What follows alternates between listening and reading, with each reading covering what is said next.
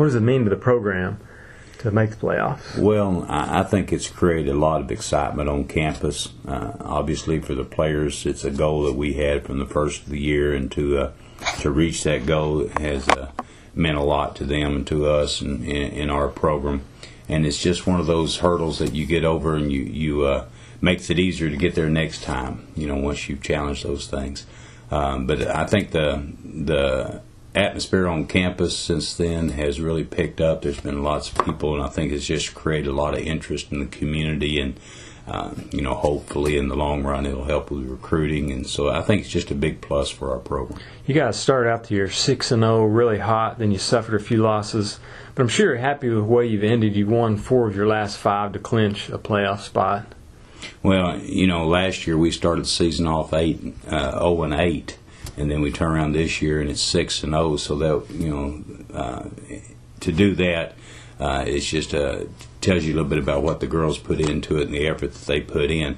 But we did suffer some losses there in the middle of the season.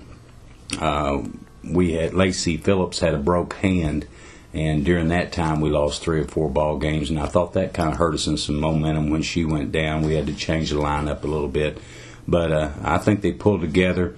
And then down the stretch, it came down to where we had to win ball games, and we stepped up each night and answered that challenge, and I'm just extremely proud of those kids.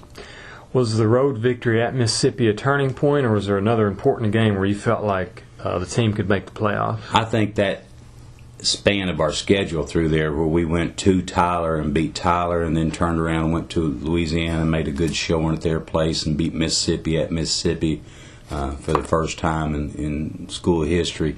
I think that's when it really, kids really started believing that maybe we had a chance, and I think from that point on it just kind of rolled from there. You've had a lot of local support, pretty big crowds here. What does that mean to the girls in the program? Well, it's great to play in front of a crowd. I don't care what sport you're playing. To hear some people in the stands means a whole lot to you. Our crowds have just constantly gotten a little bigger as the season goes on, and they've gotten bigger since last year. And anytime you get that local support, we have some local kids playing on the team. I think that helps. We got several kids from up and down the River Valley playing, and people start taking interest in the program when that happens. And I've been real pleased with our student body. They come out and support us real well. The people in town have come out, and we just really appreciate their support. Let's talk about your opponent, Howard Payne University. They're, I think, 4 years removed from a national championship. They're the 1 seed, we're the 4 seed. But we've played well, the last 2 years. What have been the keys to competing well against them? Well, of course, Howard Payne is rich in tradition, got an outstanding basketball team. Coach Prock does a great job with them.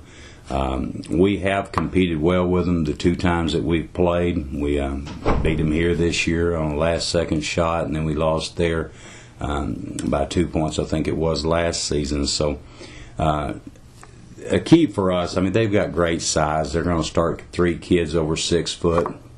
We're going to have to neutralize that size by hopefully hitting some outside shots and loosening things up where they have to come out of the paint a little bit. And Sabrina Goddard's got to have a good night for us again. I think she had 34 last time we played them.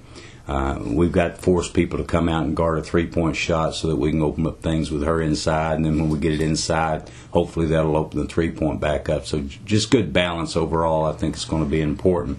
And our kids are just going to have to play hard. We've got to make up with lack of size and with effort and intensity.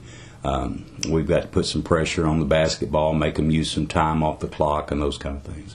Is there a specific player you guys are going to try to stop, or is it a situation where they have several? Well, they have pretty balanced scoring. I think the Crum girl's a good player for them. She's about 6 feet tall, and she's averaging about 9 points a game. Sarum is a good player that's about 5'7" guard. It's a good penetrator. We're going to have to make sure we contain her as well as Robertson. She's a point guard that likes to get the ball into the paint and make some things happen. So I think it's going to be important that we contain the basketball and contain the dribble as well as stop the big kids. But obviously blocking out and getting on the boards and getting our share of the rebounds and the loose balls are going to be important. We're just going to have to fight for every possession. Thanks, Coach, and good luck. Thank you very much.